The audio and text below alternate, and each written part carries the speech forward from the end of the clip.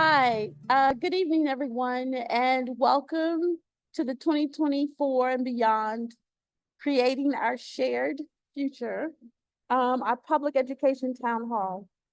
My name is Abeni Bloodworth, and I am a co-founder and the CEO of Chromatic Black. We are narrative architects working at the intersection of arts, activism, health, and equity. Our mission is to disrupt the master narrative with good storytelling, and we do that in collaboration with creatives across the spectrum of disciplines. As we approach a critical election season, the stakes for our nation's educational future have never been higher. Yesterday, we witnessed the Republican nominee, Vice President J.D. Vance, come under fire for his inflammatory remarks about the president of the American Federation of Teachers, Randi Weingarten. This controversy isn't just a headline, it's a stark reminder of the increasing tensions and attacks on public education, teachers, and the very principles of justice, inclusion, and belonging. That said, I'm excited to bring you today's session on Project 2025's impact on public education, in partnership with organizations and movement leaders, including the Center for Popular Democracy, American Federation of Teachers, the Center for Policing Equity, MomsRising, Families for Strong Public Schools, and UnKoch My Campus. Tonight, we're going to dive deep into how Project 2025 could reshape our education system, particularly in ways that might harm our most vulnerable students and communities. I have the honor of welcoming today's moderator, Nicole Carr, an award-winning investigative journalist, professor and speaker based here in Atlanta, Georgia. Her recent work for ProPublica explored the intersection of race, politics, and democracy in public education. She has been honored with multiple awards, including 4 Southeast Emmys and a Sydney Award. Her reporting has been featured in major outlets like the New York Times, CNN, CBS, The Griot, and the Philadelphia Inquirer. Carr also serves as an adjunct professor of journalism at Morehouse College and is an active member of several journalism organizations. Please join me in welcoming Nicole Carr.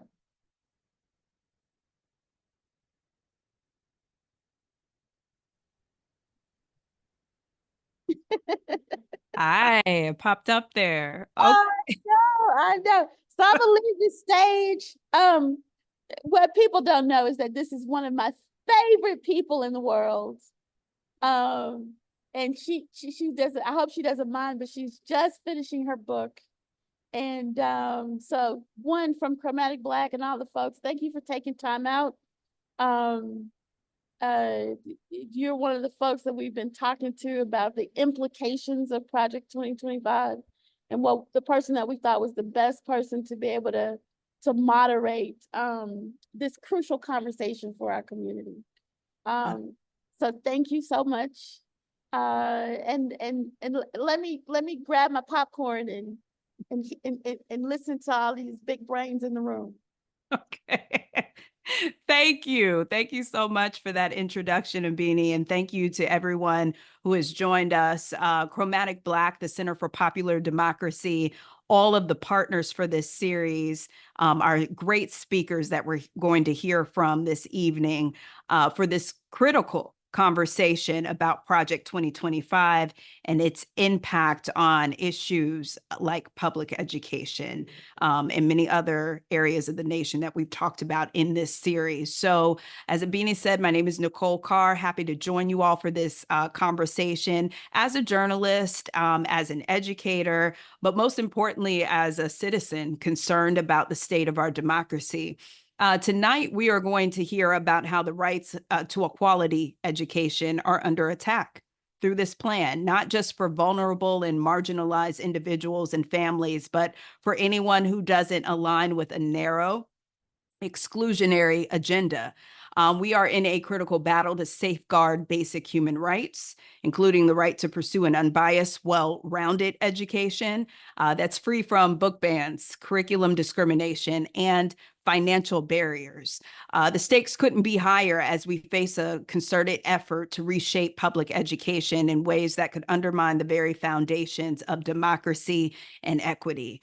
I'm sure by now we've all heard about Project 2025. That's why we're here tonight. But it's been out in the open for a couple of years, the better part of the past 2 years. But it was just getting to gain steam in mainstream media, and very much because of the presidential election and the way that it's shown up in campaign ads. But this playbook has been wide open for us for a long time, and it's just now getting a lot of attention. Experts have described it as the very real and present threat or danger, filled with ideas, policies, and strategies that threaten to obliterate our democracy, undermine this education system, and jeopardize the future of our nation. The implications of Project 2025 stretch across many critical areas, including environmental protection, civil rights, healthcare, and economic justice, and again, aims to roll back decades of progress and silence the voices of those who have fought for more just and equitable society. So tonight we're going to get into what this agenda really stands for, and particularly what it means for public education. So in recent weeks, former President Donald Trump has claimed that he has no and he has attempted to distance himself from the now very exposed far-right agenda. We know that is a lie.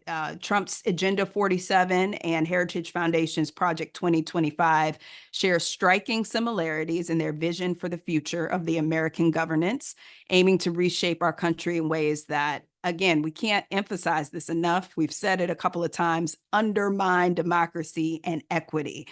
The authors of Project 2025 have played key roles in the former president's administration and stand to do so should there be a second Trump presidency. Trump has a long-standing relationship with the Heritage Foundation. He has spoken at their meetings and benefited from their influence.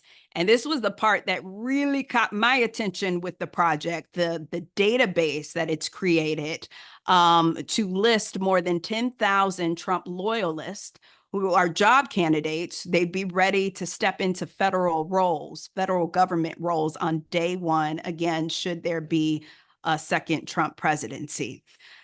Moreover, the Heritage Foundation has financially supported groups like Moms for Liberty, a conservative advocacy group that has been instrumental in pushing for book bans, curriculum control, and the suppression of truthful American history education in our schools. The connections are clear, the agendas are aligned, and their goal is to fundamentally change the fabric of our society by restricting access to knowledge and erasing critical parts of our history. Still, given the recent infusion of energy with Vice President Khalilah Harris as the official Democratic presidential nominee and the Project 2025 director, Paul Dan, stepping down, you might wonder, why are we still talking about Project 2025? We're going to talk about that right now. But first, I'm going to introduce our lineup of speakers. I want to kick it off by asking them a round-robin question, but for our audience, let me introduce you to Dr. Khalilah M. Harris, the Executive Vice President of Program Strategy at the Center for Policing Equity. Nina Perez, the National Campaign Director for MomsRising. Damaris Allen, Executive Director of Families for Strong Public Schools. Michelle Ringuette, like a baguette. I'm not hungry right now. She is the assistant to the president of the American Federation of Teachers. Jasmine Banks, executive director for UnKoch My Campus. And Haven Rowson, a rising senior, avid scholar, and youth activist. We can't have this conversation without including those who sit in the seats of our classrooms. So thank you all for joining us this evening, and looking forward to engaging with you. To kick this off, I'll call on each of you with this question about why we care about this today, given the climate, the energy behind a particular campaign, this distance from that some of the GOP have tried to set between themselves and Project 2025 architects. And I will begin. I'm just looking around my screen here. The first person I see is Dr. Harris. Could you talk about why you care about this today? Absolutely. And I want to say thank you to Chromatic Black for having me. Thank you, Nicole, for already being an amazing moderator. Appreciate you and all of the other amazing guests that we have here. We have a powerhouse panel of women, which I will not go without saying. I also want to give a land acknowledgement. I sit on Lenape land here in the state of Maryland, and I always pay homage to those who are stewarding the land. Our country was built on genocide and enslavement, and I keep that at the forefront in the work that I do, and that kind of springboards into the challenges and why it's so important for us to continue these conversations about Project 2025. Listen, the fact of the matter is that parts of this plan have already begun being implemented across the U.S. It is not just about this 2024 presidential election. It is about the many school board elections that have been hijacked in the past couple of years. It is about this concept of parental rights. And when you push back and ask people, which parents are you referring to? It typically does not include parents who look like me. It does not include parents who have the same background that I have, being the child of immigrants, Costa Ricans and Jamaicans. And so, you know, it doesn't include those first-gen students who require a chance at a fair start to be able to have access to curriculum that reflects their heritage in this country and being a part of those who built this country. And so when we think about, why this is so important and why it is that people are trying to distance themselves from it, it is frankly because people are trying to be the man behind the green curtain. And I'm insisting on pulling that curtain back, that people should be voting up and down their ballot and being really thoughtful beyond this election, what's happening in their own communities, where facets of Project 2025, regardless of the name of it, right? Sometimes we latch on to the names of things, Project 2025, Agenda 47, whatever the case may be. And it is still the same bad policy trying to roll back provisions and equal protections under the Constitution. And not only as someone who as an educator and ran a school, I am also an attorney and I love the law. And I want to make sure that people don't have gatekeeping of information so they can't really decide and understand what exactly the problem is. The problem is in front of us, and it has been a decades-long drumbeat, right? We have the Heritage Foundation involved here. They helped to draft policy for President Reagan. They're not new to the game. And so if people think this came out of nowhere, they're mistaken, and they need to be paying attention for the long term and not just in November. Thanks. Wonderful. Thank you for that. And I'm moving down my screen now to Jasmine Banks. What is the urgency for you in this moment as it pertains to Project 2025? Yeah, thank you so much. And second, everything that Dr. Harris said. First, before I even jump into my answer, I have to say out loud, I am from Tulsa, Oklahoma, born in Enid, Oklahoma, and I am a proud graduate of Kerr and Taft and Charles Page High School. I was raised by all of my public school teachers. I was child of a single mama, and we spent some time homeless and had some economic struggles. And it was my teachers that took me to my extracurricular activities. It was my teachers that made sure I was eating. It was my teachers who gave me safe space to get mental health support. And so this is not just a career, this investigation of those who are trying to undermine public education, but it's also my vocation. It's a love ethic. So thank you for having me here. I started in this work tracking the UnKoch network in 2017. And I've had the unfortunate position in leading UnKoch My Campus to always be that tiny little David in the story of Goliath being like, hey, y'all, this is happening. And oftentimes I got the tinfoil hat response. But UnKoch, along with some of our partners, were on the front lines in 2020 and 2021 because we saw these trends that were happening.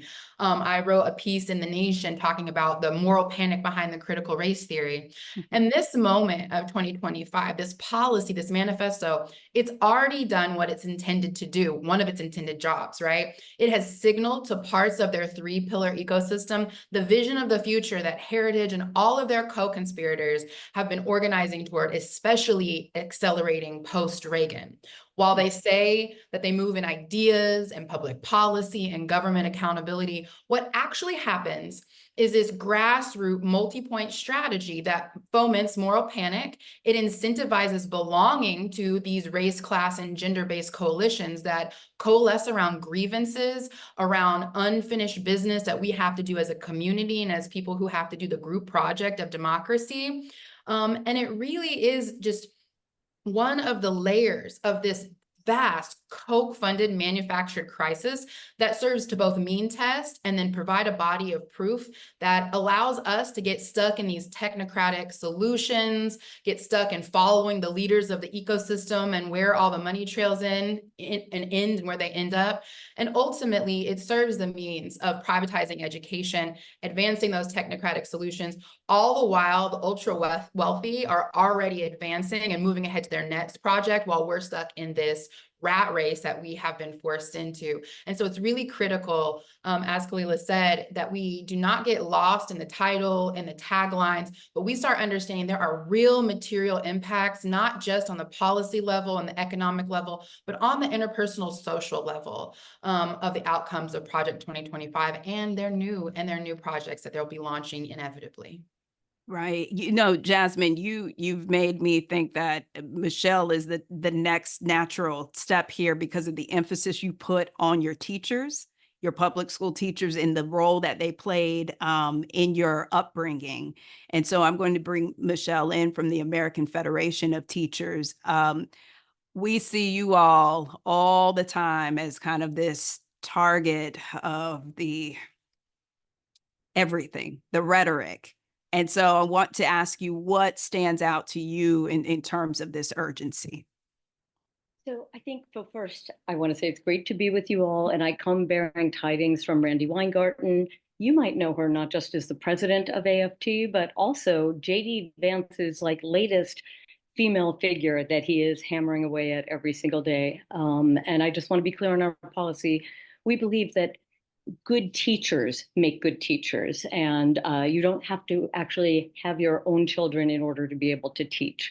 But this is, I joke, but this is seriously what we are looking at with these guys. And the frightening thing about Project 2025 is exactly what Dr. Harris said. This is not new, right? And Nicole, in your intro, I wanted every one of our 1.8 million members to hear it, because when you hear the scope and the vision of what they're trying to do, and you realize that it is not just a blueprint, it is something that is backed up by trainings they've been doing. It is a feeder system. They are screening, they are ready. They want to implement something called Schedule F, which will allow them to fire at will a number of federal employees who currently have protection.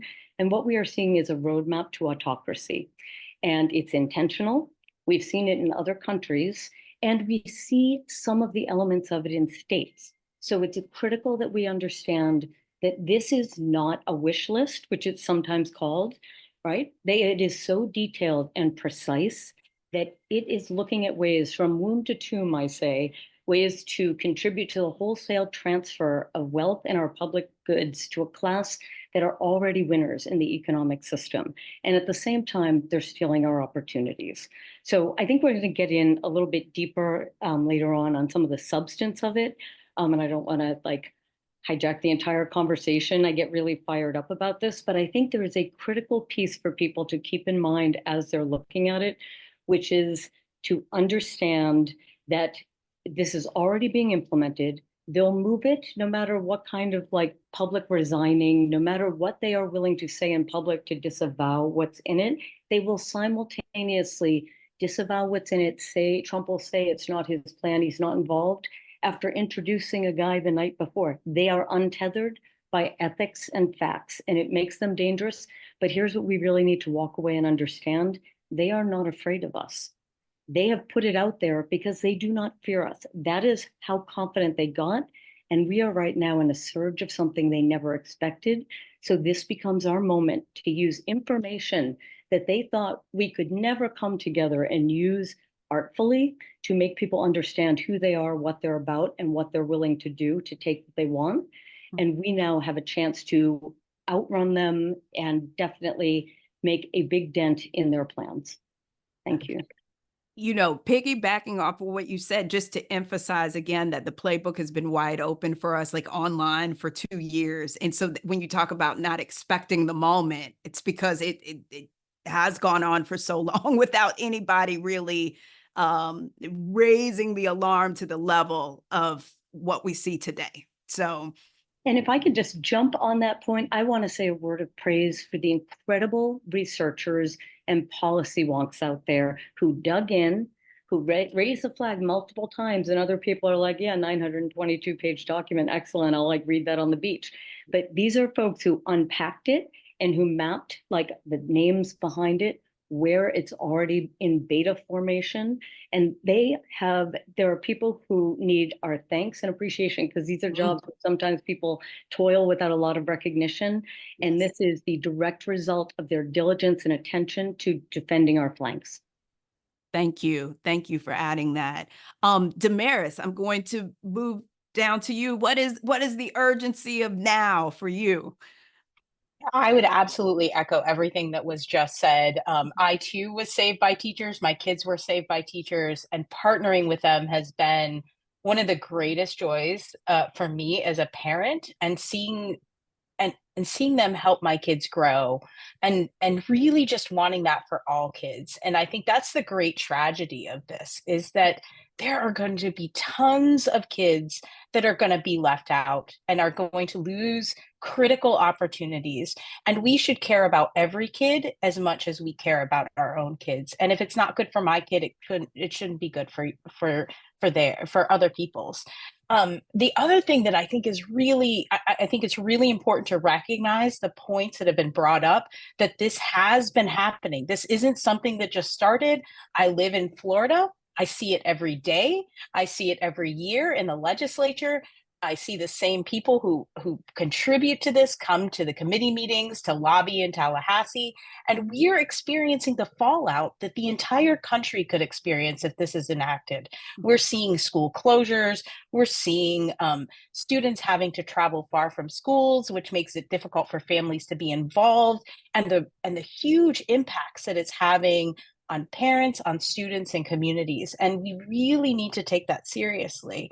We really need to realize that some of the rights that we have in our public education system aren't that old.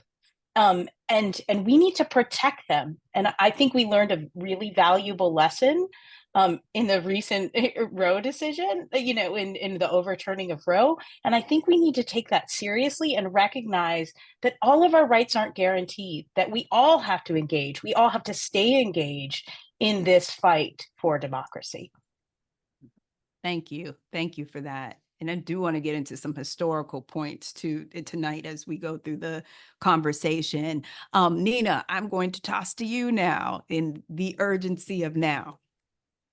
I just want to add my thanks for being here. It's such an honor being here with everybody and with some of my fellow Florida friends. I'm also based out of Florida.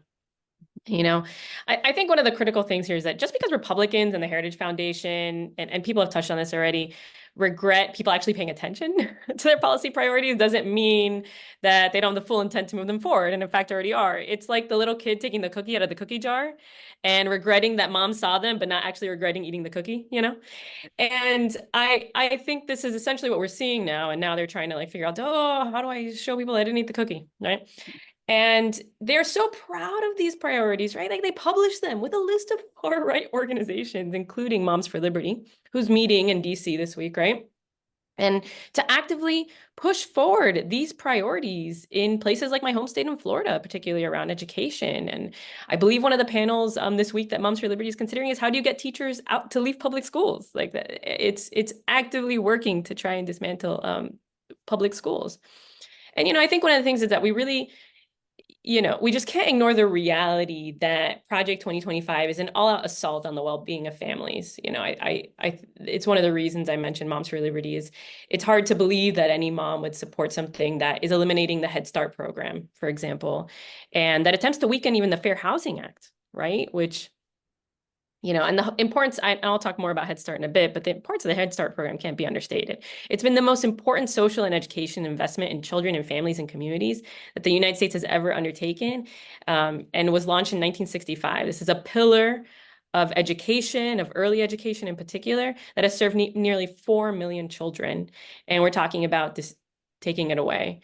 And, you know, and I think one of the things that I've been looking at a lot that affects education is, you know, this ending of the use of disparate impact, which is a key tool for enforcing the Fair Housing Act and for other civil liberties, ensuring that families aren't discriminated against based on race, ability, sex for basic housing, right? So, you know, when we think about that, public schools, by the way, are a pillar, and Jasmine touched on this in it for a bit, and my own daughter's public school does this, are pillars of the community of serving unhoused children and serving them in and making sure that they have stability and safety. So what you're talking about essentially is a plan that wants to dismantle Head Start, one of the primary early education programs for low-income children and children who are financially insecure. And then you're talking about eliminating housing security, being able to discriminate, you know, creating a situation where potentially mothers could be discriminated against for housing simply because they have children, right? The Fair Housing Act protects from that in this moment. And then also dismantling public schools. What will be left for our children? Like, what is going to be left for our children if they enact these things? And so we just can't look away. There's no way that we cannot move forward and continue to take them for their face value, because they're showing us who they are. They've already started implementing these things. They've already started doing this across the country. So why wouldn't we just believe them when they show us who they are? Yes. Yes. Thank you. Thank you for that. And listen, Haven, you're last but certainly not least. Talk about, from your vantage point, talk about the urgency of now. Okay, so first of all, good evening, everyone. I'm very honored to be here and also, quite frankly, very nervous, so please forgive me. Don't be. Don't be. But yeah, okay, so I want to start off by saying this. Like all of my fellow panelists have said before, the plans of Project 2025 have already begun to be implemented all throughout the country in states like Florida, Maryland, Virginia, everywhere. I personally have experienced those effects firsthand. In my school district, I had to address the school board because they felt as though African American studies shouldn't be taught at the AP level. So me and a few of my fellow students, along with some of our teachers, went before the school board, basically really stressing the importance of the course and why it was important. Yeah, and I think that's just like really, I was really like taken back by it because I didn't realize that these issues were still so prevalent. And yeah, there's so much I feel that goes into it, but also just the fact that former President Trump has shown on multiple occasions that he is aware of Project 2025, but he also has this attitude of indifference towards it, which is somehow worse, you know? It kind of shows, well, I don't care if it happens or not, or it doesn't affect me, so why does it matter? And that's really worse. That's so much worse, because in the words of Dr. King, an injustice anywhere is a threat to justice everywhere. So I think that really needs to be like addressed head on, I guess. And we really just cannot shy away from the importance of working against this extreme manifesto. You know, Haven, one, don't be nervous because you're among people who support you, but I just really want to thank you for showing up and for adding this voice to this conversation, because so often we're having it and we're talking around students and young people who, you know, stand to lose the most immediately as these things are enacted. So thank you for being here. So I remember a couple of years ago, when I started reporting on the school board and saying, oh, I never considered myself an education reporter, but really clearly saw this as democracy reporting, like not a typical ed beat, but looking at public education and public schools as like the one institution most of us will pass through.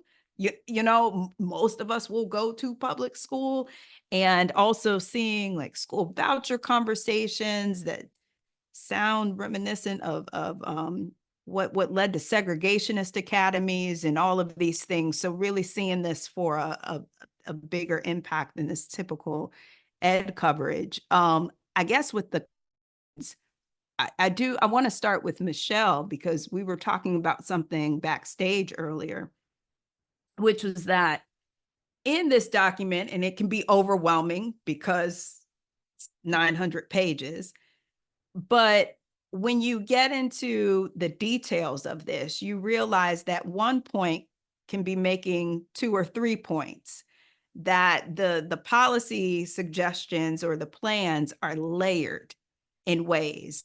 Can you think of like what example comes to mind when you think of, hey, I'm reading a sentence, but I'm reading a lot more in the single sentence? Absolutely. And I will say this is like the moment for intersectionality, because they are going after, as Nina said before, Head Start.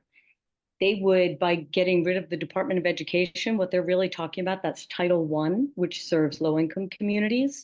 And they want to get rid of IDEA, which is children with learning disabilities and who need additional assistance. If you pull that money out of the public school, what you end up doing is you lose teachers. You have overstuffed classrooms. And since we know that more than 50% of the students served by public schools are children of color, that it has a disproportionate impact on these communities.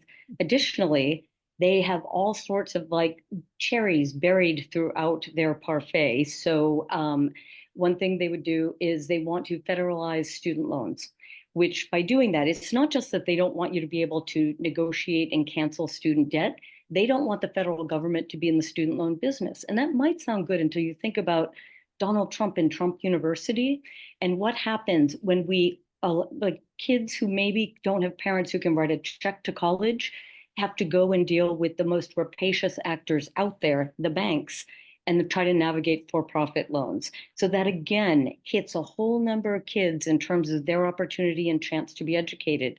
They also buried in there have found a way to write dreamers out of eligibility for in-state tuition expenses. So if you're a dreamer, despite all the work and the gains that we have made trying to make sure that kids who came to this country when they were very young and worked hard and succeeded and served the country in various ways are no longer eligible for in-state tuition rates, because this is a larger strategy of who's going to be a have and who will be determined to be a have-not. And then when you get into questions around vouchers and everything else, that vouchers completely cut off schools in rural areas.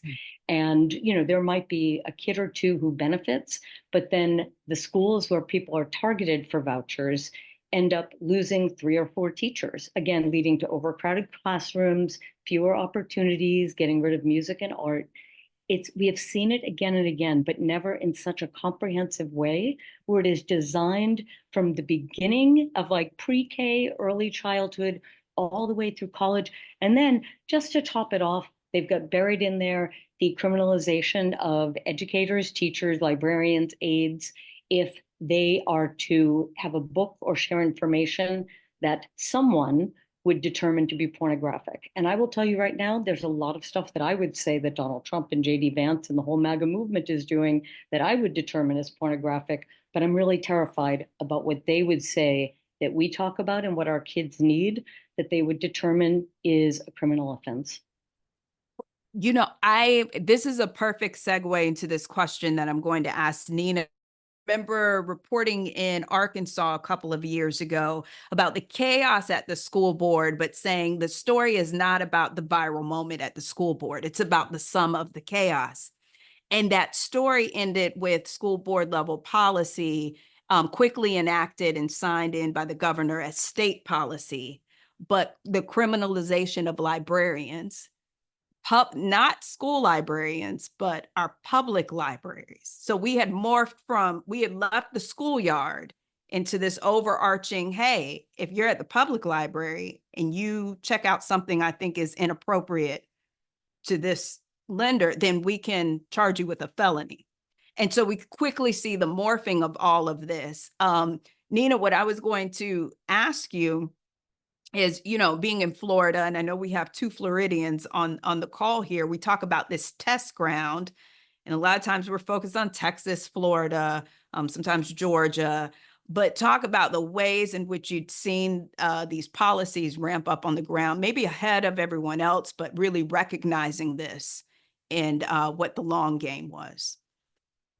Yeah, and I love the framing for that question. And I something I'll start is we actually did a training with the Florida Freedom to Read project around book bans. And one of the things that we found is there has been a lot of focus on some of these key states like Florida and Texas. But actually, when we've done conversations with parents in local community, this is everywhere. Like we're hearing from parents in Washington State, Alabama. This is not an isolated incident. I do think that Florida is the canary in the coal mine of what we can see coming. But that the reason we know it's happening in Florida is because of amazing organizers on the ground who are doing the work of making sure everyone, particularly during Governor DeSantis's failed presidential campaign, to make sure that the information is getting out to people of what's happening in Florida. But this is by no means isolated in Florida. And I wanted to name that because we've been seeing that a lot just in our conversations with families at a local level. And they're not always called Moms for Liberty. There's all these nefarious names for these groups at the local level. One Alabama mom was telling us about an organization that was Families for Public Schools, actually, something similar to like, but not exactly like Damaris' group. And it was innocuous, but actually it was a far right fringe group. And so this is one of those moments where, there is a lot happening in Florida, but I want to name that, we can't get complacent and believe it's only happening in states like Florida. This is really wide reaching.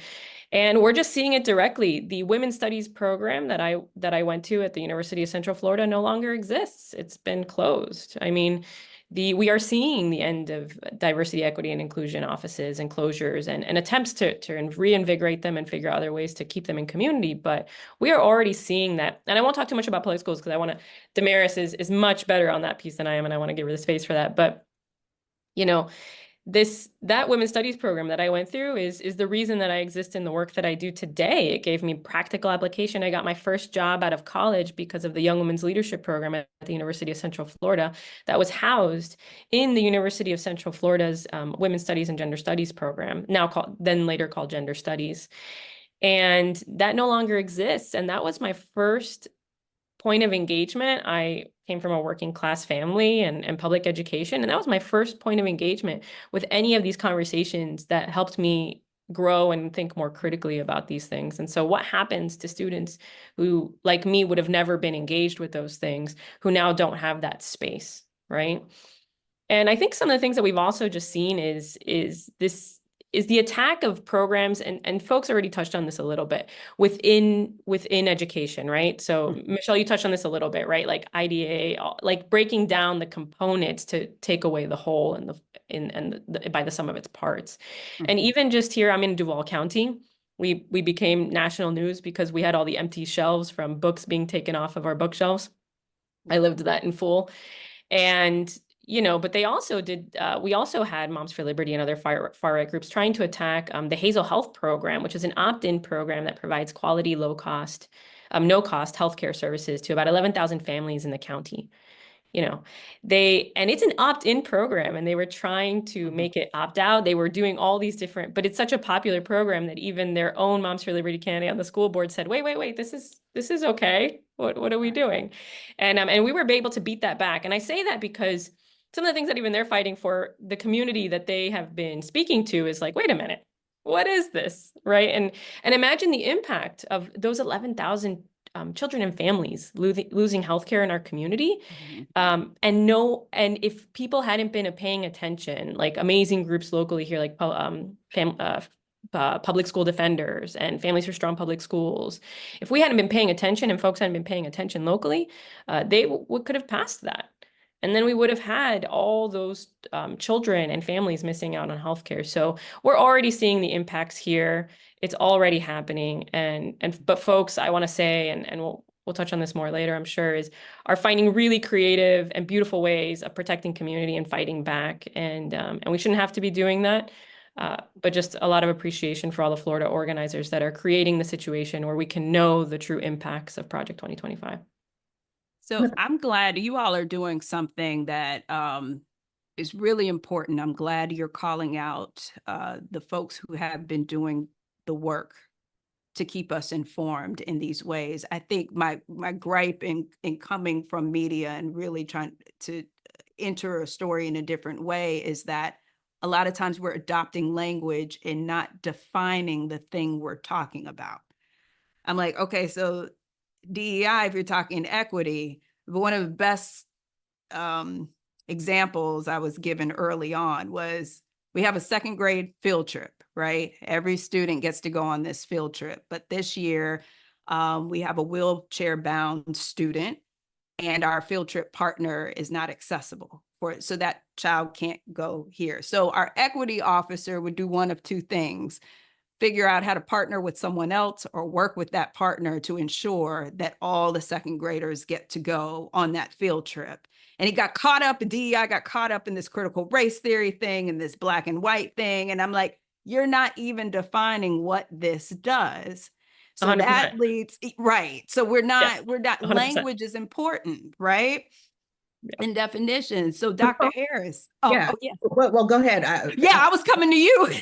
I was coming to you on this because one of the questions was, how could efforts to censor or restrict teaching on DEI impact teachers' ability to provide a comprehensive education to their students? And that's not just the history book or it's the whole child and everything you do when you step on the schoolyard. That's right. And what I was going to jump in and add is a little bit more seasoning, if you will. This question around I love the hidden cherries in the parfait, Michelle. But, when you think about disparate impact, that alone is a textbook. Just the sentence saying that we don't want to use disparate impact. So I'm going to put my lawyer hat on. In many ways, it is this consciousness or ethos where being called a racist is worse than experiencing racism. And so if you cannot prove that I as an individual did something to you, there are no problems here, nothing to see here. Even if we could look at the data that we're responsible for collecting, whether it's through the civil rights data collection, looking at the ways that students are disciplined and seeing the vast differences.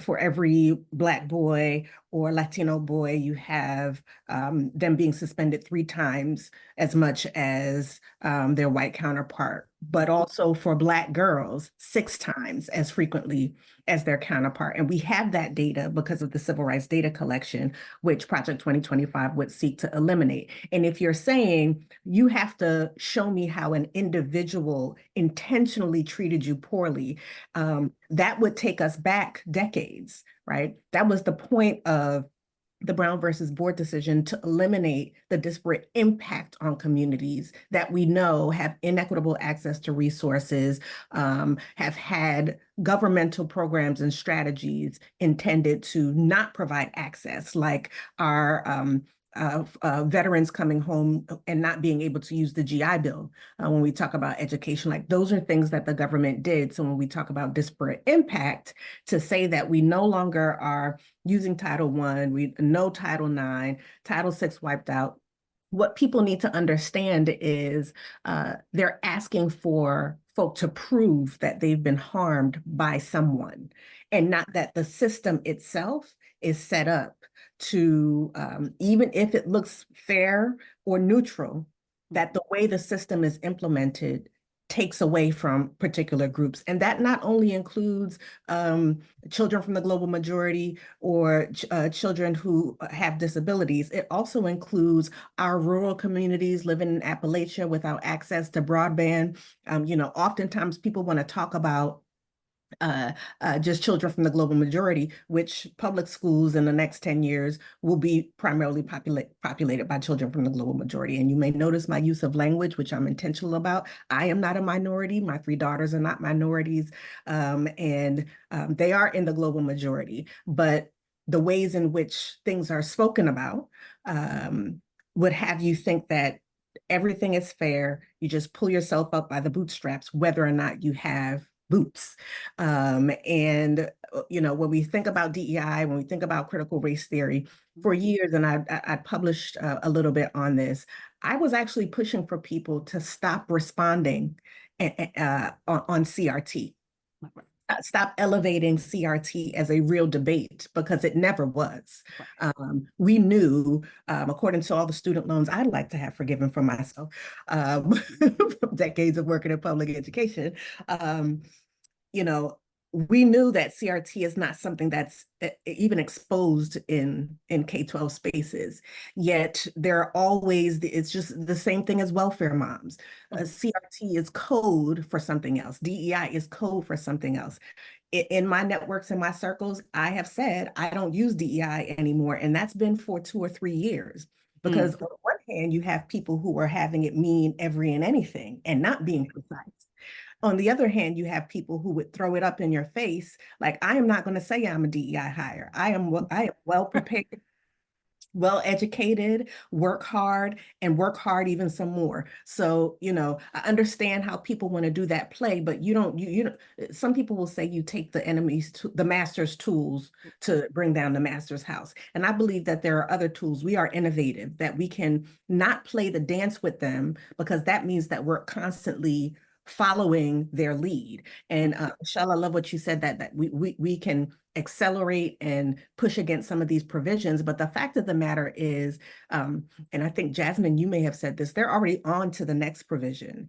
And a challenge that we've had in public education for people who are either center or center left is that, we would engage as if the playing field is level or fair, right? We're working around the edges to say, how can we update the Elementary and Secondary Education Act? Or, we might not get this little thing through Congress. We can't tweak Title I because it's too big and it's not the appetite of Congress. As opposed to being clear, there were challenges with Title I. Way too many schools had access to it, and the money was not being targeted in proper ways for communities that are under-resourced and have historically been discriminated against, right? That had highways built through them, that were impacted by redlining, all government programs, right? But it is important for us to be more bold, to not start our negotiations and our advocacy at what we think we can get, but our advocacy needs to start with what the children deserve. And unfortunately, for the last 10, 15 years, even a little more, it's been, what can we get out of this Congress? What can we get out of this session? And that has set us back, because most of us know who are doing advocacy work, our student advocates, our parent and family advocates, knew we needed to drive a lot harder, because the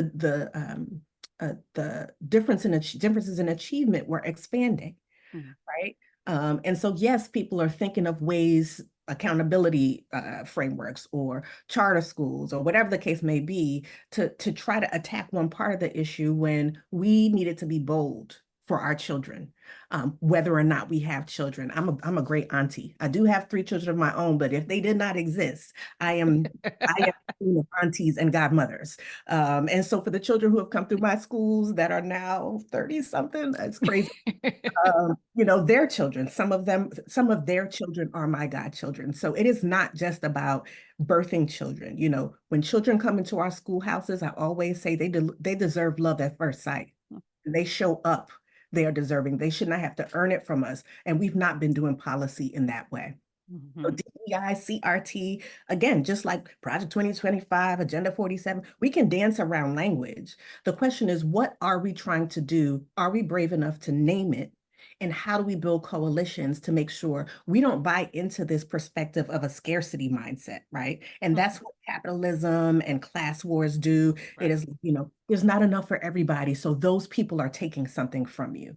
I don't see how a dreamer who might invent the cure for cancer is taking anything from me or my family, right? They are not. In fact, we're leaving money on the table. If there's a child in our school system who has achieved and graduated, that we don't make sure they get to college, and that they're not then excluded as a pariah or not a part of our national fabric. So Mhm, I'll stop mhm. there. Language is really important. That CEI, DEI, CRT, DEI thing, I have been planting seeds for a few years now, even Yeah. from within the Obama administration, that we are, the tail is wagging the dog. We are talking about things in a way that they have framed, and not affirmatively saying, are you saying we should not talk about the Civil War?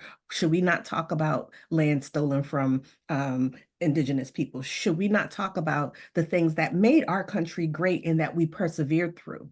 Mhm. How that could make anyone feel bad or responsible, I don't know, because we're stronger together for having pushed through that and moved forward. So that's my take on it. I mean, one thing that you're saying about language, it kind of lends itself to the chaos in the moment, and like chaos causes distraction. And so then we're all over the place and not really focused on keeping the main thing the main thing. So a little later on, I want to talk about this tool of fear and kind of embedding that into things and it's speaking, I think, to a question that we have in the Q&A that I promised to get to before, once we get through one question for all the panelists. I'm going to move on to Jasmine and Damaris in the same topic area, which is this idea of dismantling the Department of Education and implications there, and what you see as the point of that and the trickle down effects of dismantling the actual department. There's one line in there that says something to the effect of the State Department of Educations are basically the feds too. And so you need to break that down wherever you are, because they're the same enemy just in your backyard. And so what happens when you start talking about breaking down the governing body? And this could be to each of you at the same time, or whoever wants to jump in there. Well, we're definitely seeing the impacts of this in Florida, right? So we have a Department of Education that isn't hiring. It isn't fully staffed. It isn't adequately, staffed. So when you put in a public records request to see how our voucher money is being spent, to make sure that there's some accountability in there, you don't get a response, or you get a very delayed response. And so the schools don't have the support they need, and that's incredibly problematic. In addition to that, most people don't realize, so as you look at the ranking of funding, Florida's pretty consistently in the bottom 5 recently with state funding for public education, but we're consistently at the top with national funding. And so the sheer amount of money that will be taken away from our students is going to be devastating. When you look at it in its Title I funding, it's for students with learning disability, all of these things that are so vital to our kids, and they're going to lose that. And we know that money makes a difference. When we're looking at students living in poverty, money investment over time makes a difference in their achievement. They're not only their earning power, but their family's earning power, their overall life as a whole is improved. There's a 2020 Education Law Center report that speaks to this, and it's a small amount of money over time. It's it makes a huge difference, and so taking that away would be incredibly devastating. In addition to that, one of the things I found fascinating in the education piece is there's really this, when they're talking about IDEA, they're talking about, we need to encourage students to take vouchers. Well, thanks to some great partners in Florida, in our language, in our bill for our universal voucher, it's very clear to parents in the bill language that when you have a student, you are waiving your federal protections the second you take that voucher. So these students who are going to these voucher schools aren't guaranteed any services. They're waiving their federal protections. They don't have the right to sue, and so that's also huge. In addition to that, it talks about sending money down without strings. Well, when we received our ESSER dollars in Florida decided they wanted to hang on to it for a very, very long time. In fact, it took parents, teachers, families, students, working with members of Congress and the Department of Education to get that funding pushed down to our districts. So at a time when we had such a great need, when our students, our teachers had such a great need, we were being forced to go back to school no matter what, because remember, we didn't stay home. We didn't have the resources to do that, and our state was holding on to it. And so what happens when all of these things, all these fundings are given down to us without strings? Is there any guarantee that it's ever going to come to the people who need it the most? And so I think we learned a great lesson, and we should take that seriously, just like we do with, you know, the overturning of Roe. We need to trust who they are. We need to watch what they're doing and not what they're saying. And they're showing us that they're going to keep the money from the people who need it. They're going to keep the resources from the people who need it. Jasmine, yep, I see you unmuting. Yeah, happy to jump in. You know, part of what we've observed over and over in these constellations with UnKoch My Campus's work is seeing how they've been very unashamed to use the word abolition and abolishment. They are interested in abolishing the Department of Education. And so many of us have been talking about, well, how do we revive trust and democracy?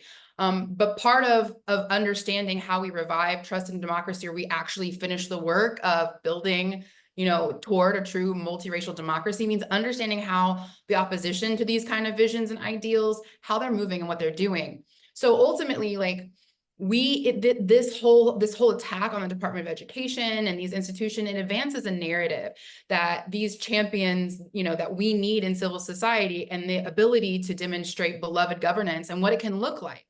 When it's under-resourced, whenever it's constantly under attack, what it does is it makes it look illegitimate. It delegitimizes its effectiveness, and it erodes political will in everyday people like myself, and continues to advance this vision of, no, there's no possible way that governance can work in this way. It should all be individual in the state's power, right? This crisis of belief that becomes so real. And working people, like, I'm a mom of 4. I have multiple jobs that I do. My wife does multiple jobs. Like, we are exhausted. And what we need more than ever to believe in the possibilities of promise of democracy is effective departments like the Department of Education that is well-resourced, that it's functioning, and it's working to address the needs of people and educators we entrust our children to, instead of the corporate lobbyists and all the private interests, right? And this work will inform, unfortunately, the work of Project 2025 and all of their co-conspirators. It informs and inspires future movements that want to disrupt and reject well-educated people being put in positions of leadership and informing our communities on things around economics or public health or history and climate and so much more. Just a quick example of this that we saw is during the Reopen protests. We saw how this dark money apparatus was able to throw a little bit of money at grassroots Reopen protests in Michigan and Wisconsin, when we were all supposed to be staying home and stopping the spread. And suddenly we had these pop-up movements in little places saying, no, you can't tread on our liberty. And what happened was that crisis of belief that happened, right? Folks stopped trusting the CDC, they stopped trusting public health officials. It created this polarizing narrative. And then ultimately the material outcome was folks in Michigan and Wisconsin and Arkansas, where I lived at the time, getting sick and this spread happening. So again, from the idea all the way down to it materializing and coalescing, entrenching itself, it has real impacts for sure. Right. You know, we're talking or dropping bits of our identity into the conversation, right? You say, I'm a mom of 4, you know, my wife and I do this and that. I think in the beginning of this, I said, we're adopting this language about a concerned parent. And I'm sitting here saying, I'm a mom of 3. I'm concerned. I'm whatever, PTA card carrying, soccer mom, van driving, whatever. But the only difference that I see here is what we look like, you know. So this is going to lead me to Haven. When you're talking about care for children and protecting children, because that's a lot of the language that's used to push these ideas. Did you ever see yourself in some of these ideas that were pushed on your school board, or what did you ever feel like anyone was speaking to you as the student, as the individual? How did you receive chaos in your school district? Did you ever think it was about you or centering your needs? To that, I would say it was just more so of being aware of my environment. I'm in a predominantly white county, so I have to really be conscious of what the mindset is. So part of it, I think, part of it was ignorance. Part of it was just not understanding that students definitely needed a class. Students that look like me needed a class to work with other students, build community, build relationships, build bonds, that all while learning that there are people who have come before you that have done all of these wonderful things and that have just made all of these great strides to not only help us, but to help our country. So I think that that's really important. Yeah, and it's just, there's so much bonding that goes into it. I think that I'm trying to emphasize that, like the relationships that are built, I personally have benefited from them greatly. So I think that that's really what we need to focus on. Thank you. Thank you. I do want to hop into the Q&A because we have a question here that I think it's probably a natural question when we're hearing all of the what feels like doom and gloom, and this stuff is way ahead of us and we're just catching up. We have a question about what do you think can be done to prepare parents for more homeschooling, given all these radical changes, school closures, reducing early education supports like Head Start. And I see, Dr. Harris, I think you dropped in, or who dropped in the responsible homeschooling? Nina did, dropped in that resource.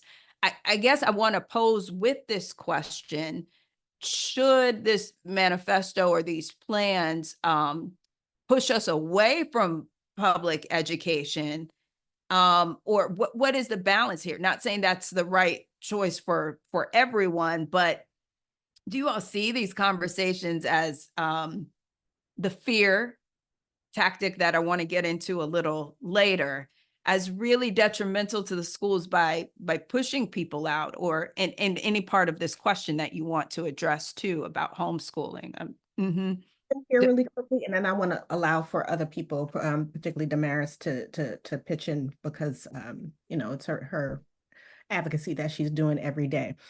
I love to ask people, particularly on this question about vouchers and coming out of the public education system. Would it be okay for us to have vouchers for police, for fire, for trash pickup, for filling our potholes? There is a slippery slope of the idea that the fabric of this nation can be sustained by our government not protecting the public good.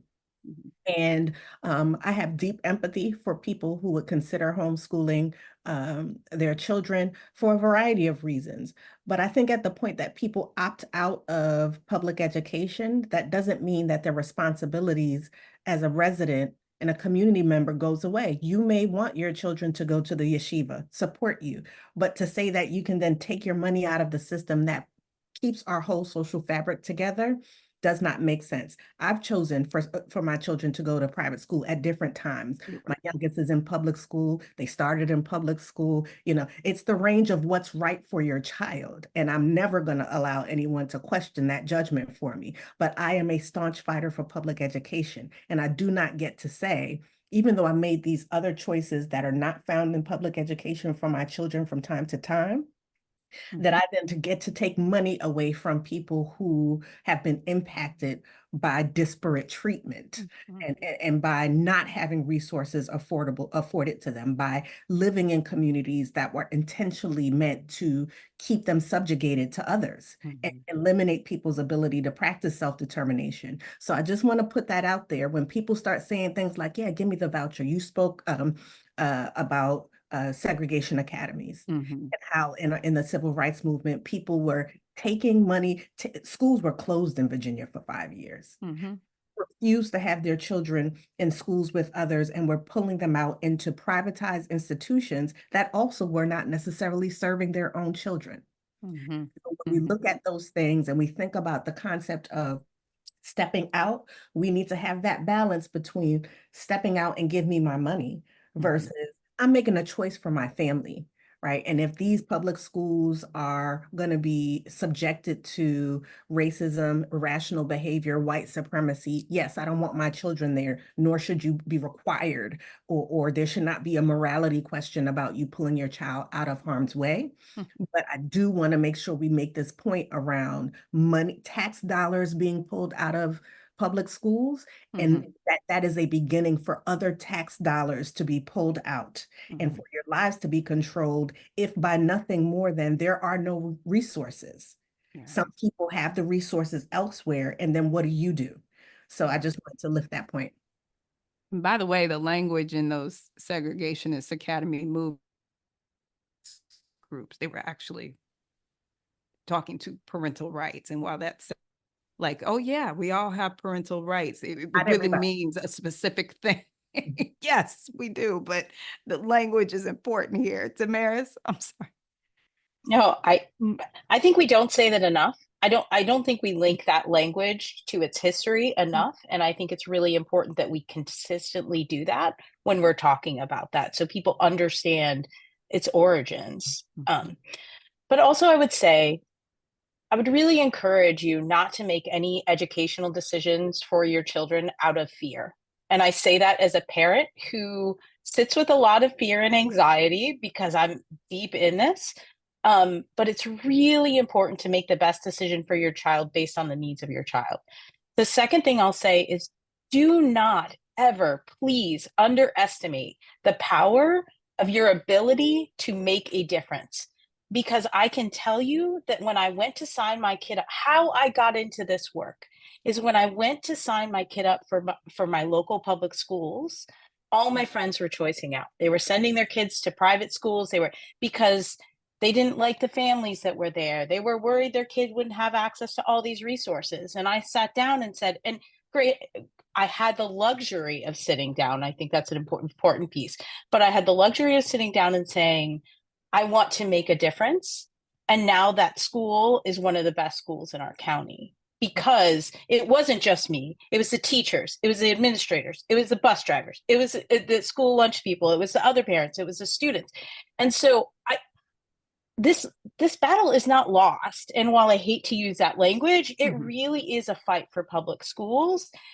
And if we all sit down and say, what is a small thing? It can be small. What is this small thing that I can do to make a difference for all of the kids to come? Because public education really is a public good, and it is worth fighting for. And it is worth all of us sinking in. And that is the beauty of what I've seen in Florida, is it's just a bunch of, I mean, really, honestly, there's a lot of just moms that are just sick of it, are sick of being afraid, are sick of fighting for silly things like classroom libraries that should be a given. And they're saying, enough, I'm taking this back. And students are coming along and teachers are coming along. And it's people with 2 and 3 jobs that are doing it in the middle of the night. And you can make a difference, but we have to commit to doing this together. So while I fully support your ability, your choice to make that choice, just please don't do it out of fear, because that's what they want. They want us to be afraid, and they want us to flee, and they want us to give up. And we just can't do that. Michelle, earlier, you had touched on this idea of fear and saying in another way, and saying, oh, these folks are not afraid of us. Like they're not afraid to put this out in this way. A lot of my early coverage had to do with like these real, we know the threats. We've read the stories about school board members with private security at their front doors. I've written a story about folks having to be escorted, rushed out and put into back closets, rushed out to their cars in complete chaos, stalked. You were talking about teacher shortages and who would want to do this under this threat. My mom is a retired educator and had mentioned going to take a job at the middle school up the street, saying, I think I'll go back in just for, because I don't want to be retired. I'm going to go do 8th grade social studies. And I discouraged her. I did that because I didn't want my mom as the type, and I know how she teaches. I didn't want her at 67 with a target on her back, doing what she loves. And I don't think that was the right advice, but my alarm bells went off. This was just last week. And I said, nah, I think you should do something else. How do you regain your power when we've watched these things happen? You all know that. Randy knows that. She's the earliest example of that. What do you say about this idea of fear and how we move forward amid that? So, I mean, it's a fascinating sort of prism to look at what's happening, right? Like, we know it's intentional on the other side. They're going to stoke division and fear. They're going to politicize the classroom, and our kids are the ones who suffer. And sometimes it's referred to as the culture wars. I don't like to call it that because it sort of creates a both-siderism, which is so not what's happening. But I will say, again and again, both from the perspective of our teachers union, which also represents paraprofessionals and everyone in the school community, but also the parents groups we work with, people want schools to be welcoming, safe places where kids can thrive, right? Where they can find their passion, where they can learn to get along with people, perhaps who don't think or exactly the way that they do, right? This is a fundamental underpinning of a democratic society, right? To learn how to get along with others. And every single day around the country, extraordinary things are happening in our schools, right? More than 90% of kids in the United States go to public school. There's tremendous work happening. And you know what? There are a lot of crappy teachers, right? Don't quote me on saying that, but it's true. Sometimes people are just not the best teacher for this child. And we all had it happen. We also had the most innovative, exciting teacher who captivated our imagination and gave us a path that probably led to where we are today, right? And it's a weird alchemy that happens in our schooling where it kind of works, right? It's not perfect. It's a sector and not a system.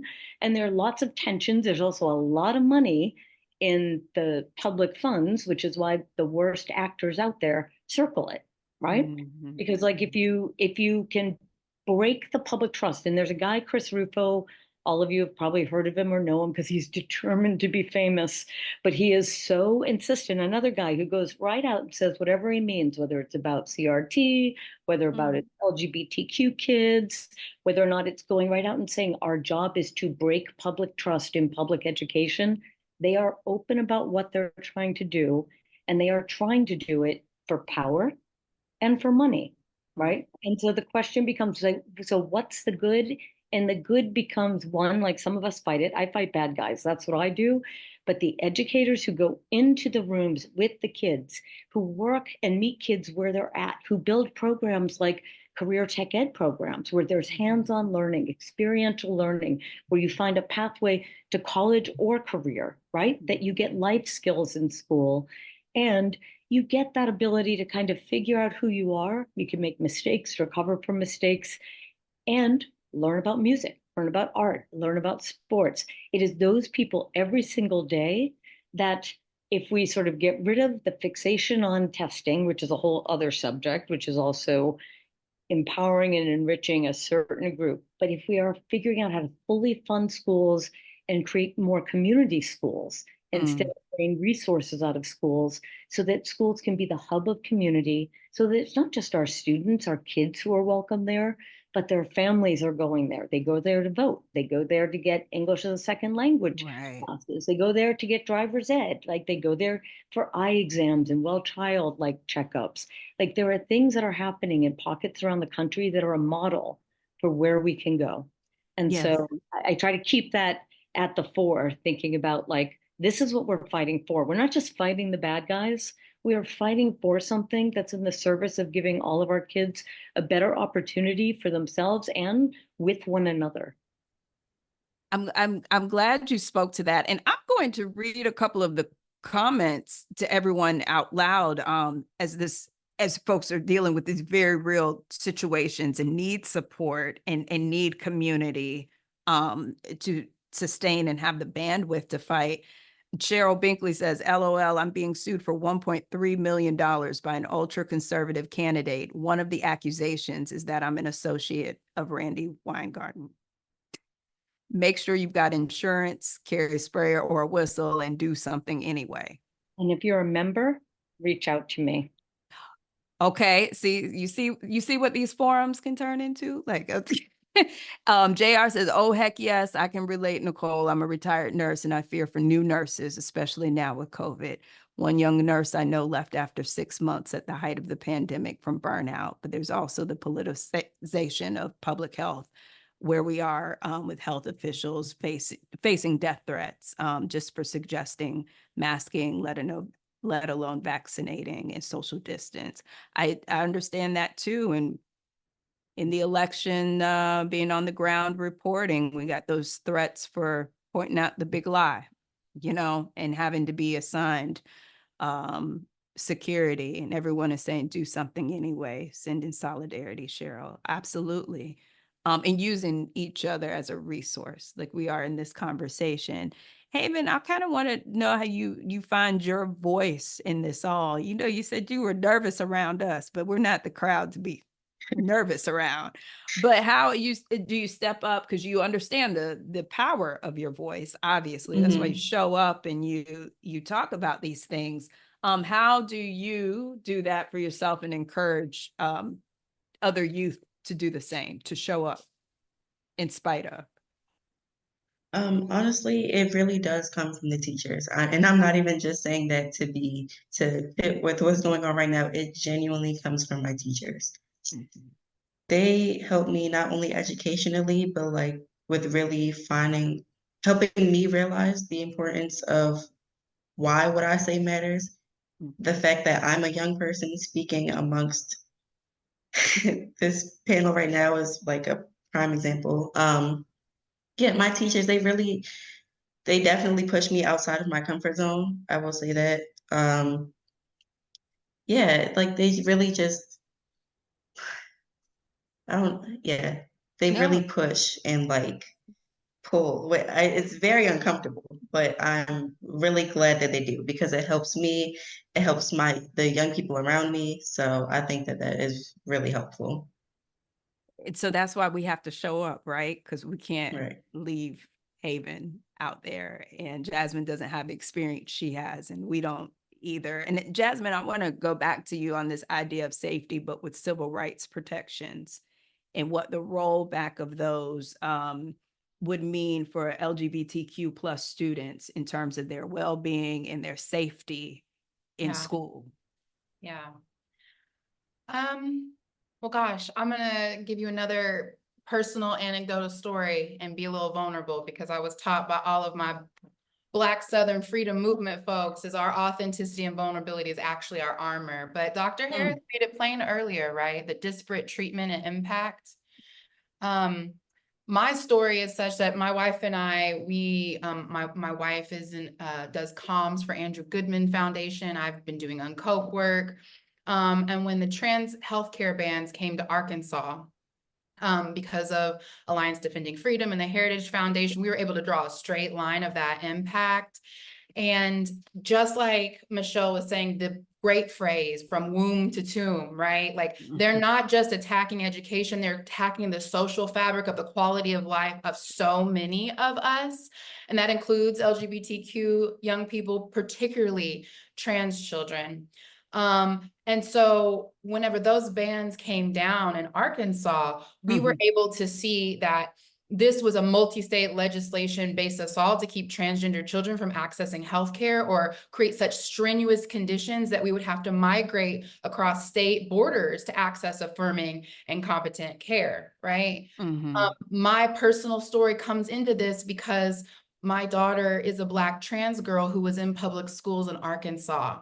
And it became so untenable for us to navigate all of the challenges that my wife and I had to call on our community, had to take out credit card debt, and were forced to relocate to DC in order to secure my child's safety. I will share the New York Times article featuring my daughter on the front page. But essentially, me as a descendant of Jim Crow and lynching and enslavement, you know, all native genocide and all of the things, my mother's people came over from Belgium to work on the railroad. Like me, a person who is as American of the, you know, the social fabric of the United States can possibly be, was forced to leave my indigenous native home, the only home my children have ever known, Oklahoma and Arkansas on the Northwest Corridor, to relocate to DC only so we can secure access to resources to care for her health.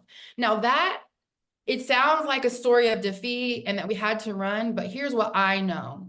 Because I learned from Reconstruction and I learned from all of the great migration, is that I come from a long line of so many of us, the people in Appalachia, the immigrants whose mamas came from the West Indies and Guyana and had to work 7, 8, 9 jobs. What it does, there's going to be percentages of our descendants who are just going to want to go along to get along. But there's going to be a good percentage of our descendants who are going to learn by the African-American proverb, which is like, I ain't got time, but I'll make time. And people come for those future generations, not with violence, but with love and an ethic to say, oh, you awakened something in me, and no one should ever have to give up their home. No one should have to choose between having a baby or paying off their student loan debt. No one should have to choose from grappling for ideas and creating new underground railroads to get access to books or whatever it is. And so while it looks bleak, in moments, what I know is the sum of all of us is so much greater. And so, yes, there are some threats. Yes, we have to think about my family and other families who can't make it out of these conditions, and figure out how the schools can be sites of security and care for those people. But ultimately, I'm in this work because of people like Zara. That's her portrait behind me, and so many of you here on this panel. So I hate to get in my like reverend energy, but I hope I answered your question. No, you did. And you took me back to another story, because every time you all speak, I'm seeing like this reporting on the ground. And with one of our chapters in this series started in Conway, Arkansas. Yeah. Where you had college students who were protesting the anti-trans policies at the school board meeting. And I kind of want to talk about like trickle down effect here. We created a database of all people that we could find arrested at school board meetings in the country over an 18-month period. See what happened to them.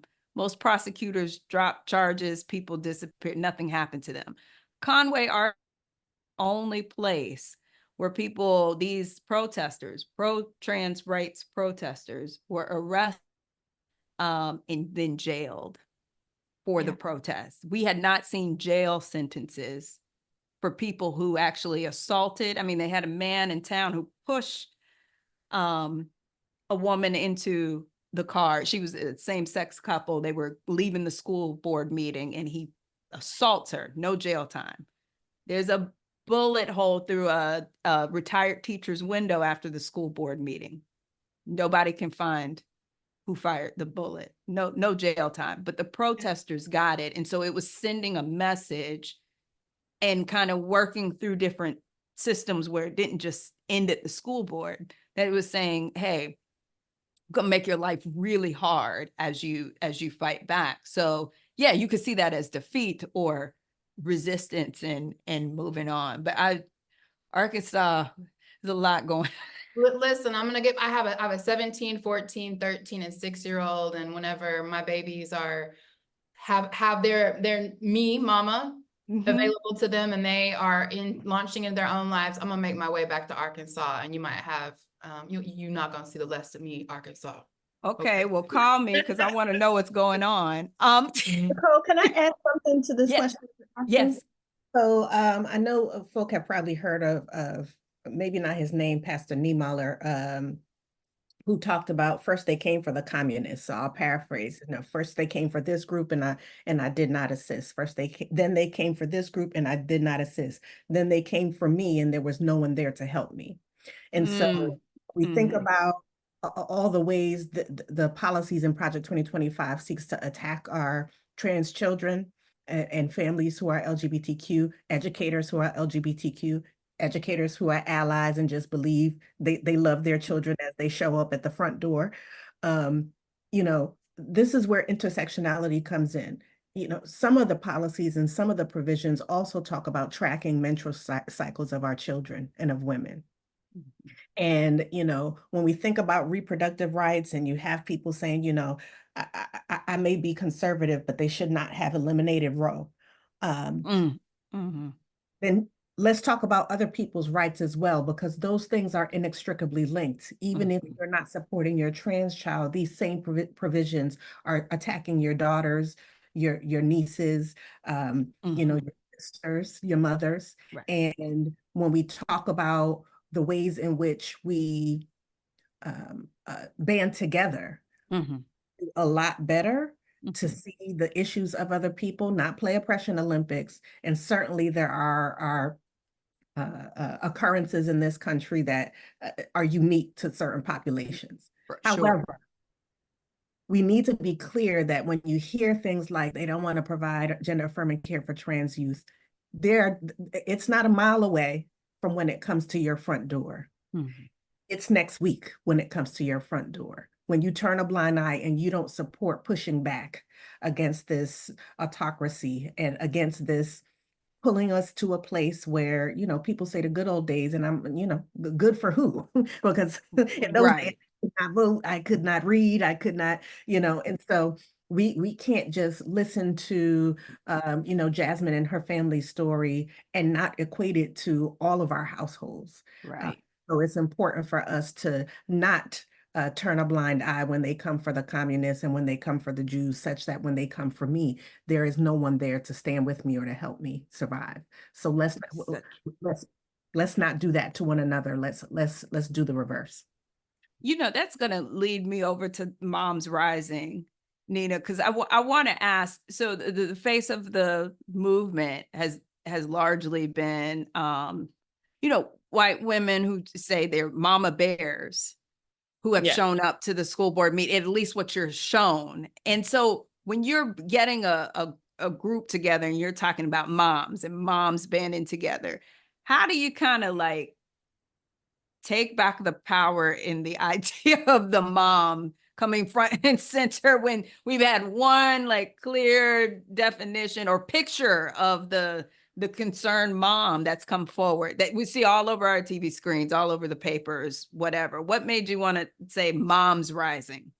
Well, MomsRising was founded in 2006, so we're the original mom group, much older than Moms for Liberty and much more history. So there's that. And, you know, I find that when I go, at least to my Duval County public school meetings, and this is a hotbed for Moms for Liberty, is that it's very few moms, actually. Moms for Liberty's membership has many men. And I see very few moms that are Moms for Liberty out there. It is very much a mom washing group in my professional opinion. It's as if they've taken the moniker of mom and wash over and whitewash essentially policies with this idea of, but from mom washing and white mom washing, we can even take it a step further, right? I believe that they're astroturfing. I don't believe that they're actually a grassroots group. And so the real power is parents that are actually concerned about their communities. It's parents like Jasmine, it's parents like everyone here who has spoken, right? And we really do, you know, and earlier we were talking about how, you know, we make these decisions for our children. Do I send them to a public school? Do I send them to homeschool? Do I send them to our private school? It's because we do know our children best. But it's about how is it that you get to decide what is right for all children, because every child is going to be unique. And so how is it that we look at the needs of children broadly, right? And my experience is that when we talk to moms about the issues that are actually impacting their day-to-day, is that the Moms for Liberty policies are not popular. You know, no one wants to be, Damaris said this earlier too. I personally don't want to be signing 20 million opt-out forms to make sure that my child isn't getting a racist education of PragerU videos claiming that slavery benefited community. Like, even at a basic level, even if I didn't work in the work that I do, like, who wants that? Like, as a busy parent, who wants that? Who wants to be having to have that level of minutia? It's because we want to trust educators, because most of us do. Most parents trust educators. They trust their schools, and they want to be involved, but they want to be involved at the level that they already have been involved in. By the way, PTA already exists, my friends. Right. School activities councils already exist. Parents were already involved in public schools and had beautiful partnerships with educators. And of course, it's not perfect. There's always room for, there's so much work still to be done, but it doesn't mean that those structures weren't there. And so, I don't need, from my perspective, MomsRising doesn't need to reclaim mom power. Mom power is already there, and it's just not Moms for Liberty. And we are here, and we want paid family medical leave. We want high quality, affordable childcare. We want our children to be able to feel safe in their environments, no matter who they are or who they love, no matter their race, gender. And so those are the things that moms want. And so let's fight for the things that moms want. Healthcare, affordable healthcare, your child to be able to be fed, housing, these affordable housing. And so these care can't wait. That's right, Jasmine, care can't wait. We've been in this for a long time. I've been at MomsRising alone for 11 years. And I can tell you that never in the 11 years that I worked at MomsRising did a mom talk to me about wanting to ban books. Did they never talk to me about wanting to have their teachers fired, or to have teachers move, or to have less funding? Never in all my years have I, and I've done listening tours across Florida, even more recently, just 2 years ago, and never did I have a parent who came in, some who never even heard of MomsRising, tell me that what they wanted was less funding for public schools. What they wanted was free and reduced school lunches. It was one of the top things that came out of our listening tour in Florida. They wanted, again, affordable childcare. It's always one of the top things that comes up for us. So they are not speaking for moms. And so there's nothing to take back, because they are not speaking for the broad majority of moms. And on that note, I want to do a final round robin for us let me check the Q&A one more time. Okay. So we didn't have anything else from the audience right now. But Michelle, again, when we were backstage, brought up a good point. Like, how are we going to end this? What are we going to leave with besides this great conversation that's been amazing? But so can we end with one thing you would tell people going from here between now and November, or even beyond November, right? Just in paying attention to this area, like, what's the one action item or piece of advice that you want the audience to walk away with? And anybody can go at any time. Is anybody? Michelle? I'll jump in, and I will say this. As a mother of a 17-year-old, I'm definitely on team adult. And whenever sort of talking about looking at Moms for Liberty, I like the grass astroturf aspect of it is awful. We've seen it before. It's the Tea Party, it's their strategy, it's what they do. And I also try to remind myself that it's my job to listen and to figure, because I'm a mom for liberty. I'm also a mom for decency. I'm a mom for like figuring out like how you learn and get along with other people and raise good people, like to live in society. And I'm trying to really understand like a lot of the tension, discomfort, fear people have around school and what it is. And it comes from, we have gone through a very traumatic stretch of time, not the first in our nation's history, right? We are going to continue going through some stuff. And the best way I know to go through stuff, right, is to lock arms with my sisters and brothers. I'm in the labor movement, but to also like to make sure that I am listening for the things that aren't getting said, for the people who have brought so much to the table, but don't always have a chance to have their voice heard. And then I am thinking about my responsibility to create spaces for their concerns and their experience to be part of the reality that we're working on together. So my call to action off of all of this is, instead of allowing these right-wing white nationalist forces to redefine society and take over government in order to institutionalize power for themselves for as long as the country can operate until they crash it, off of a cliff, that how are we instead going to use that time, not just to fight them and point out the negative and what's wrong, to think about how we connect people in and build a society that is more reflective of our diverse needs and the experiences that our kids are having, and how we can support one another on that path. Well, thank you so much. Any takers for the next takeaway, Jasmine? Yeah. You know, I was laughing because I was reading months ago when they were revamping the Heritage website. They had like the little quote from Kevin that said that the Heritage leadership was the best hope of Earth. Which I found, you know, first of all, I was like, okay, Star Wars. And second of all, I was like, that's so interesting, because what I was taught and what I know based on what my community has taught me is that the best hope of Earth is working across difference to address, you know, our needs around climate crisis, to actually build that multiracial democracy, and to transform institutions of common good like education to serve the interests of the people, like we the people and the planet, because that's a part of our relatives as well. And the last thing that I'll say is that, like, I've spent a lot of time in deep conversation with people who identify themselves as Tea Party loyalists. Whenever I lived in Fayetteville in Northwest Arkansas, we lived in a community where our neighbor had his yellow flag with the snake on it. And I would sit on his porch and drink a beer and be like, so what is appealing to you? And so what's really important when we are in these conversations is not get too entrenched in this polarizing conversation of us versus them, and understand that, like, our siblings across difference, whether it's race, class, and gender, who are in Appalachia, who are in Ozark in Northwest Arkansas, heck, who are just in, you know, Silver Spring, Maryland, who find these things appealing, find them appealing because it is a sophisticated, multi-layered strategy that has been going on for a very long time. And some of their concerns and their needs are legitimate, but are being fomented. And it's our work as movement builders, as organizers, as lawyers, as teachers, of whoever we are in our community, to make what the vision of our world that we're trying to work towards so irresistible that it breaks those echo chambers of that disinformation, of incentivizing all of the social cohesion based on their grievances, and invite them in and say, you don't have to have the right words. You don't have to be perfect. You don't have to do the ideological whatever. There's room for you in this movement. There's room for you in democracy. It's a group project and we can all figure out how to do it together. But that is the message. That is the work. That's a good word. That's a good word. Damaris, did you, or Nina? I just want to, Jasmine said something that resonated so much to me, because I myself live in a neighborhood with like the "Don't Tread on Me" flags, and you know, I love my neighbors.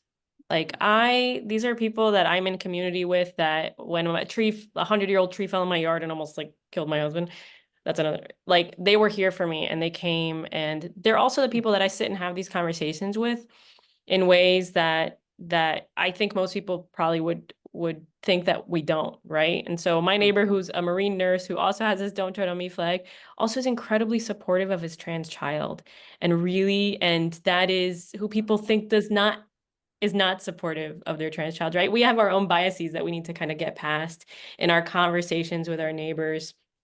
And how is it that we bridge those? Because it's going to be that neighbor to neighbor conversation, that human to human connection, those relational organizing pieces, right, as well, that are really going to shift the narrative and shift the conversation. Because to Jasmine's point, this is a really sophisticated effort. I mean, my parents are older and they're often telling me about the strange things that are being advertised to them on YouTube that is clearly misinformation, right? And if I didn't have that relationship with my own parents, right, like, they would believe this, right? And so I really, really just want to underscore and just adding the seasoning there as well, and saying, like, yes, like, that I think is one of the biggest things that we can do, is having that trusted conversation between each other, and not feeling like we just shut those people out of our lives. And sometimes we'll do that as well, and people will keep themselves safe in doing that. But that where you can and where you feel safe to do that, that often I think will make the biggest difference.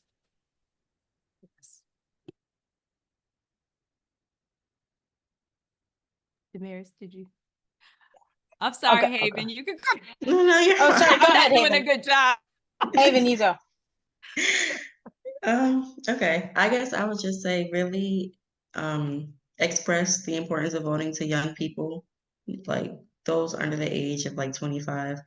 I personally know a few young people who really don't see the importance of voting, and I just really think that it's crucial that we educate them on why they should vote, who to vote for. Yeah, I just think that this also goes into like teaching them that their voice matters and that you're not just another vote, or I'm the idea that my one vote isn't going to make a difference. I think that that really needs to be like executed and just really pushed to the side because it is really so important. And my thing is vote for those of us who can. I'm 16, I'm not able to vote yet, so please just vote. That's really all I have to say. Thank you.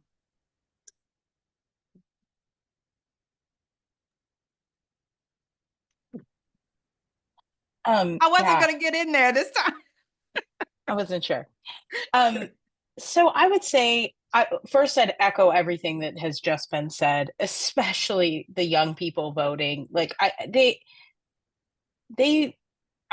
have a 17-year-old and a 20-year-old, and so my 17-year-old is going to turn 18 to vote in this election, and they feel so they have lived through such a rough time, right, in their memories, and so there's a tendency to feel despair and disengagement, and we need to fight back on that. But we also need to listen to their reasons for despair and disengagement, and affirm that and understand that, right? And so I think to your point, that's such an important piece that we need to do, and it's hard for me as a parent.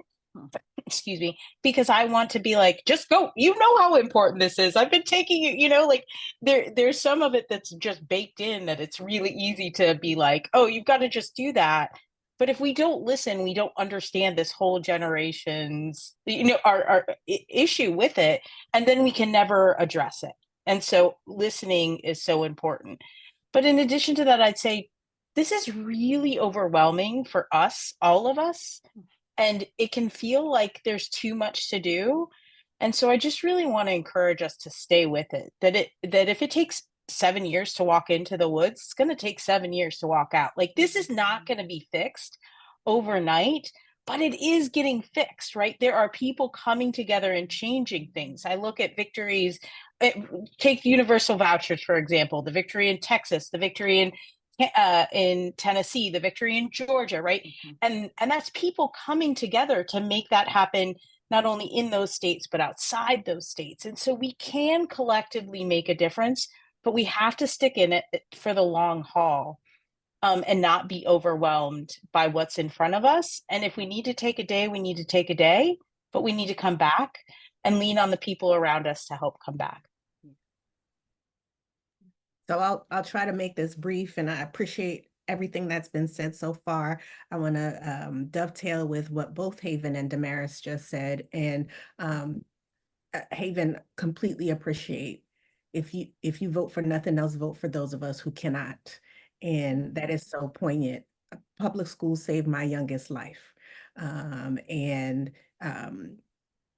their ability to be at this school and express themselves and find their clan and have educators who care about them and immerse them in the arts that they love so much has been critical for them. And,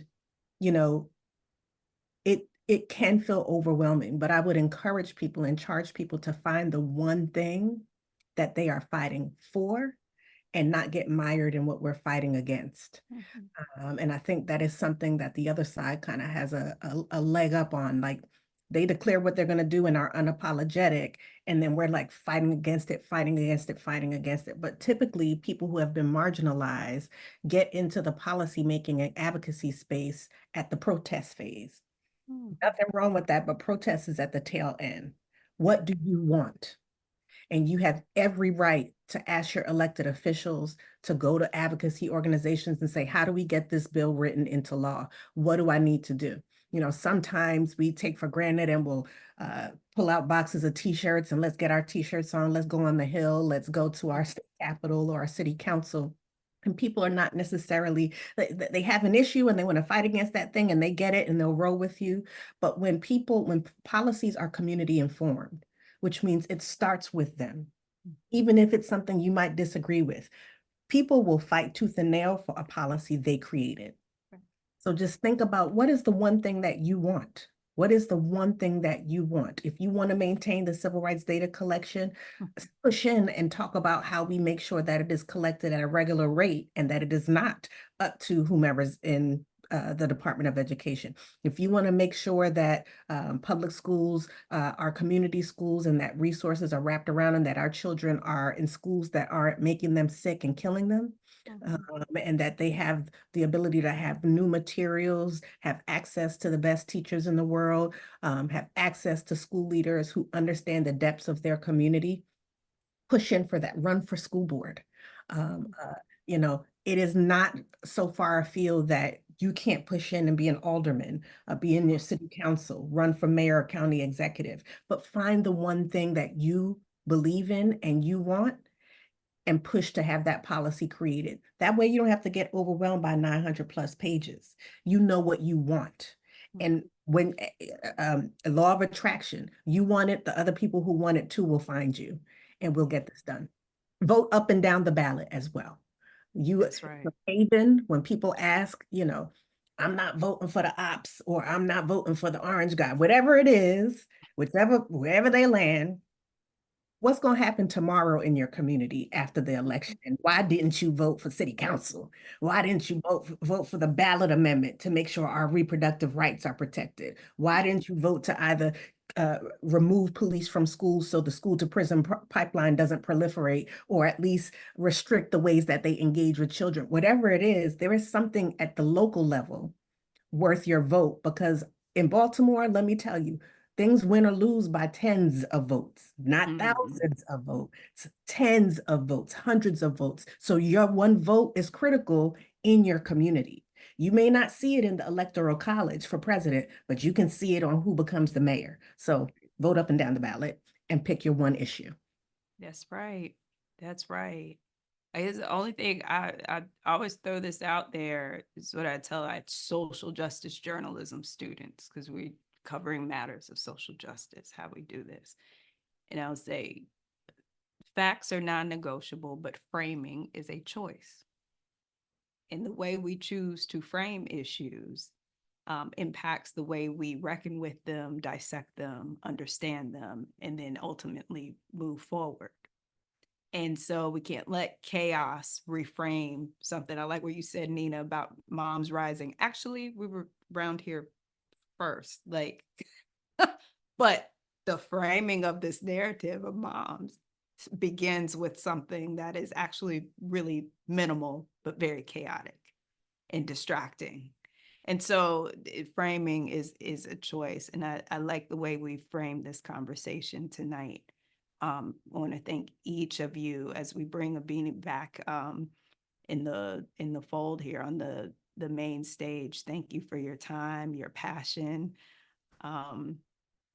Haven, I know you felt we've given you your flowers tonight, but we can't say enough how important it was to have your voice here. And for everyone who made a point about how we are stronger together, and when we communicate with one another, our neighbors, and get beyond our differences, how we're actually fighting for ourselves. So I'll cut it there, and thank you to the audience. I've been reading the comments in the chat.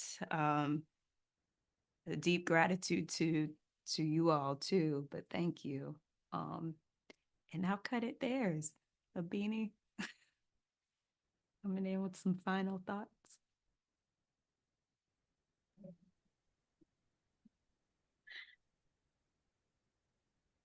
You know, a couple of months ago, I was in deep distress and despair. And I just want to say that the brilliance and tenacity and courage, precision that you all mirror, you know, back is is inspiring and great hope, and that the world is in like really solid, capable hands. And so one, I don't know if people tell you thank you often.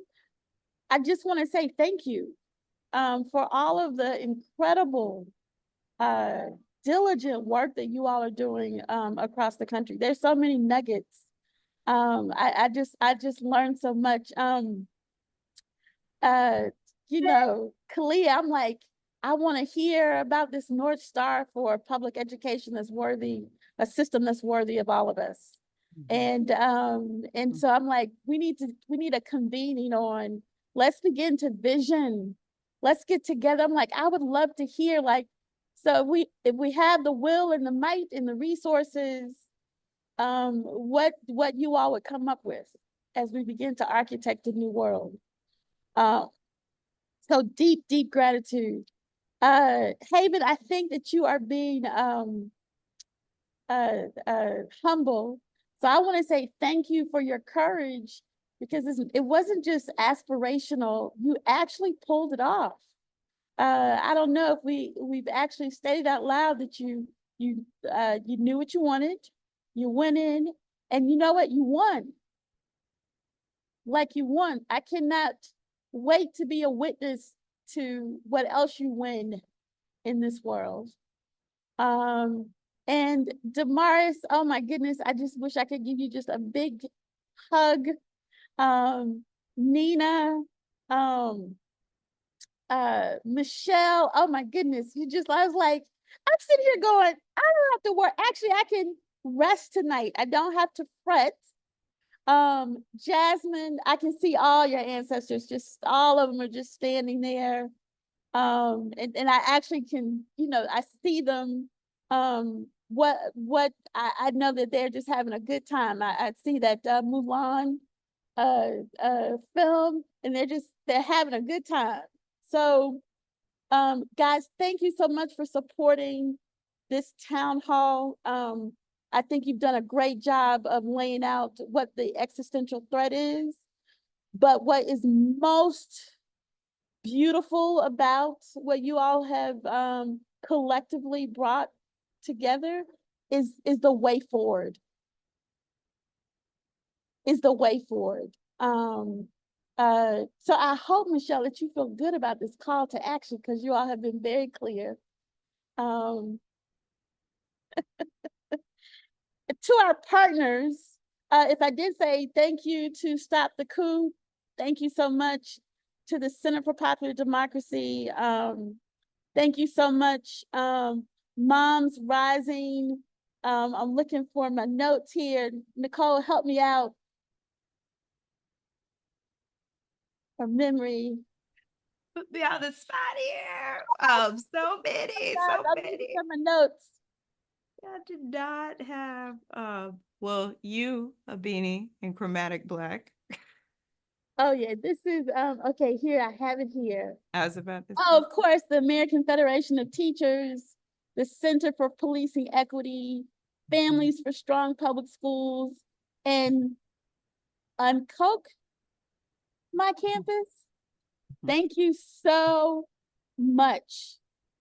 And I mean, blessings. One day, just like we call the names of Ida B. Wells and Sojourner Truth and Toni Morrison and Bell Hooks, what I think I witnessed tonight is that I know that folks will be calling your names.